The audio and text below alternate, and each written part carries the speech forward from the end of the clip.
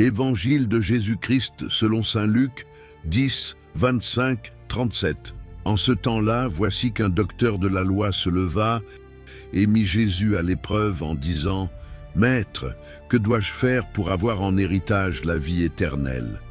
Jésus lui demanda « Dans la loi, qui a-t-il décrit?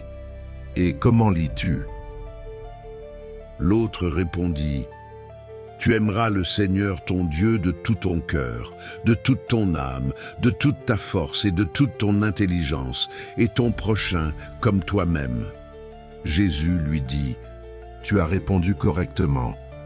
Fais ainsi, et tu vivras. » Mais lui, voulant se justifier, dit à Jésus « Et qui est mon prochain ?»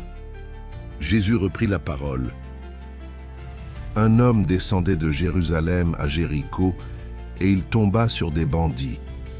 Ceux-ci, après l'avoir dépouillé et roué de coups, s'en allèrent, le laissant à moitié mort. Par hasard, un prêtre descendait par ce chemin. Il le vit et passa de l'autre côté. De même, un Lévite arriva à cet endroit. Il le vit et passa de l'autre côté. Mais un Samaritain qui était en route arriva près de lui. Il le vit et fut saisi de compassion. Il s'approcha et pansa ses blessures en y versant de l'huile et du vin. Puis il le chargea sur sa propre monture, le conduisit dans une auberge et prit soin de lui. Le lendemain, il sortit 2 pièces d'argent et les donna à l'aubergiste en lui disant « Prends soin de lui.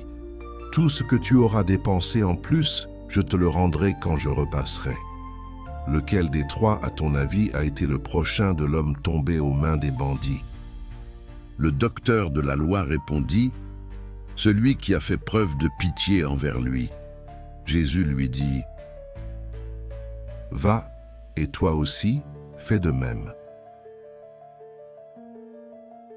Acclamons la parole de Dieu.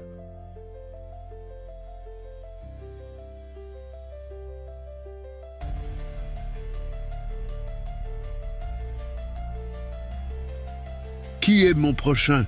La parabole du bon Samaritain, une révolution d'amour. Frères et sœurs, dans ce passage bouleversant, tout commence par une question piégée d'un docteur de la loi. « Maître, que dois-je faire pour avoir en héritage la vie éternelle ?» Ce n'est pas une simple curiosité, c'est une épreuve. Pourtant, Jésus ne répond pas directement. Il renvoie son interlocuteur à la loi, à ce qu'il sait déjà. Tu aimeras le Seigneur et ton prochain comme toi-même. Mais la vraie question, celle qui nous transperce tous, vient ensuite. Et qui est mon prochain? Jésus répond alors avec une parabole, pas avec une définition. Il raconte une histoire concrète pour toucher non seulement l'intellect, mais le cœur.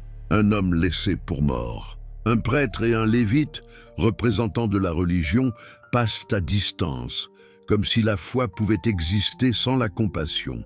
Et voilà un Samaritain, un étranger méprisé, qui voit, qui s'approche et qui a pitié. Ce mot, en grec, c'est le mot utilisé pour parler des entrailles de Dieu. Ce Samaritain devient l'image du Christ lui-même, qui s'approche de l'humanité blessée pour la guérir. Ce récit bouleverse notre vision du prochain. Jésus ne demande pas « Est-ce que tu aimes les gens de ton peuple, de ta religion, de ta famille ?» Il inverse la question. Lequel s'est fait le prochain? Autrement dit, ton prochain n'est pas celui que tu choisis, mais celui que tu deviens. Comment vivre ce passage aujourd'hui? 1. Changer de regard. Comme le Samaritain, il s'agit d'ouvrir les yeux. Combien de fois passons-nous à côté de détresse visible? Apprenons à voir les autres au lieu de détourner le regard. 2. S'approcher. La compassion n'est pas une émotion vague. Elle commence par un pas. Ose aller vers celui qui souffre, même si c'est inconfortable. 3. Agir concrètement. Le Samaritain ne fait pas un discours. Il soigne, il transporte, il paie, il s'engage. L'amour chrétien est incarné. Qui, autour de toi, a besoin d'un coup de main, d'une visite, d'une parole vraie? 4. Sortir de ses frontières. Le Samaritain était un étranger. Cela veut dire que mon prochain peut être celui qui ne pense pas comme moi, qui ne prie pas comme moi, qui ne vit pas comme moi. Aimer, c'est dépasser les murs. 5. Faire de l'amour une priorité. Jésus ne dit pas « pense comme le Samaritain », il dit « va et toi aussi fais de même ». C'est un envoi. Pas demain, pas quand tu seras prêt, mais aujourd'hui. Seigneur Jésus, apprends-moi à voir ceux qui souffrent autour de moi. Donne-moi ton regard, ton cœur, ta compassion. Aide-moi à ne pas passer mon chemin, mais à m'arrêter, à aimer, à servir, comme tu l'as fait pour moi.